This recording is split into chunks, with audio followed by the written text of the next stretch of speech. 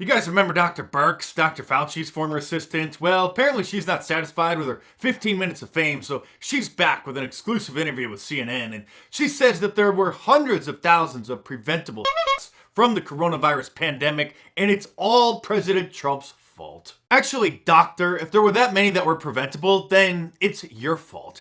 And Dr. Fauci's, because a normal doctor would have actually spoken up at the time in order to try to avoid that outcome. And any doctor who prioritizes people's health over paying the mortgage on their summer home, if they were pressured by the White House to stay silent on certain issues for political reasons that the general public should know about, then during the next live press conference, they would have blown the whistle live on television in front of the entire world and exposed them. They certainly wouldn't have waited until the next administration, when 2 weeks to slow the spread has turned into more than a year, to then blame the ongoing pandemic on the previous administration. And now the Harris administration admits that they're working on what we all knew would eventually come, but last year was called fake news and a conspiracy theory, and that is a coronavirus vaccine digital passport. So they're in talks with Apple, Google, and various healthcare providers in order to create an app that people then have to download onto their phone that will contain their scannable coronavirus vaccine digital passport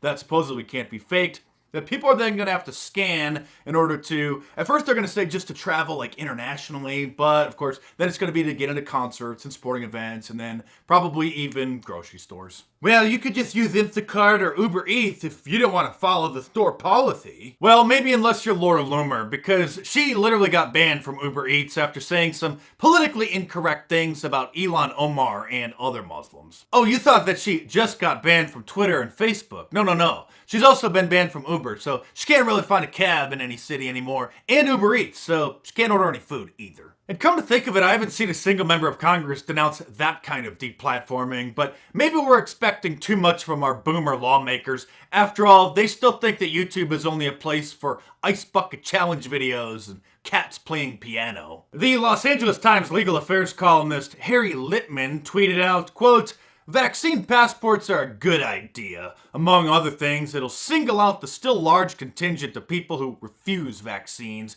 who will be foreclosed from doing a lot of things their peers can do.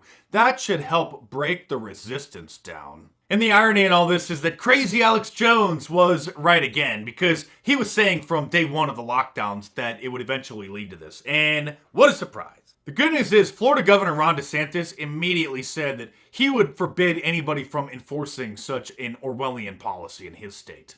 We are not supporting doing any vaccine passports in the state of Florida.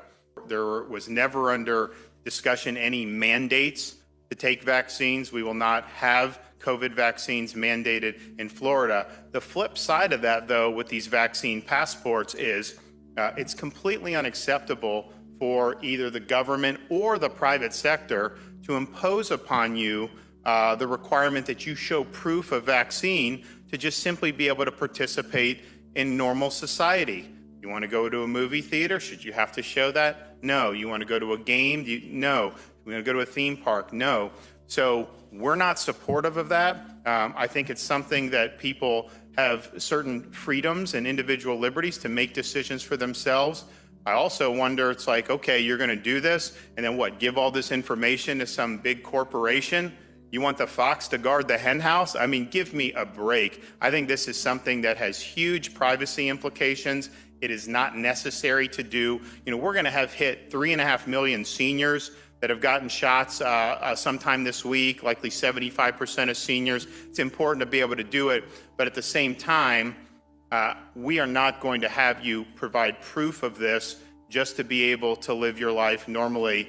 And I'm going to be taking some action in an executive function, emergency function here very shortly.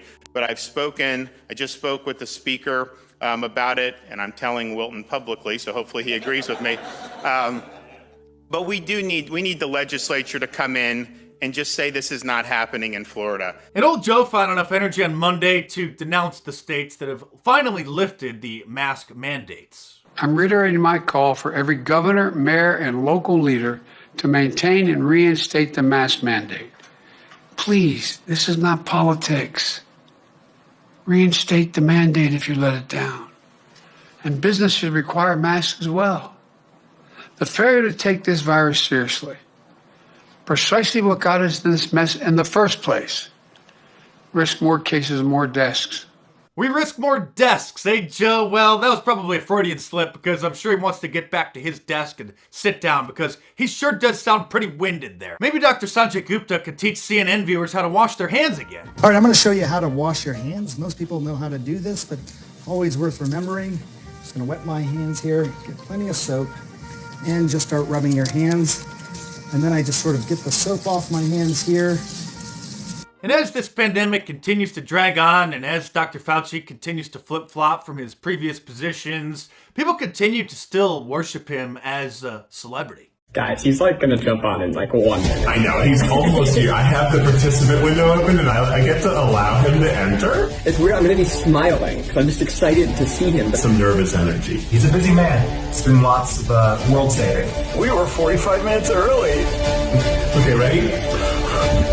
I'm inviting him right now. Here we go. Hey, hi guys, how you doing? Hi, Dr. Fauci. Those are the Try Guys who used to work for BuzzFeed, but I think broke off and now do their own thing on their own YouTube channel. And they're called the Try Guys because they go and try different things. And this is not a joke, by the way. At one point, a few years ago, they decided to get their testosterone levels checked. And what a surprise, most of them came back having the testosterone levels of 80-year-old men. In other pandemic news, the former head of the CDC just made some very interesting statements about what he believes may be the origin of the coronavirus itself. I can't show you that clip because YouTube will take the video down, but I highly urge you to go and look it up for yourself. The current head of the CDC, however, is saying that if we don't listen to President Harris and old Joe, that the country is facing, quote, impending doom. We can change this trajectory of the pandemic, but it will take all of us recommitting to following the public health prevention strategies consistently while we work to get the American public vaccinated. I'm going to pause here. I'm going to lose the script, and I'm going to reflect on the recurring feeling I have of impending doom.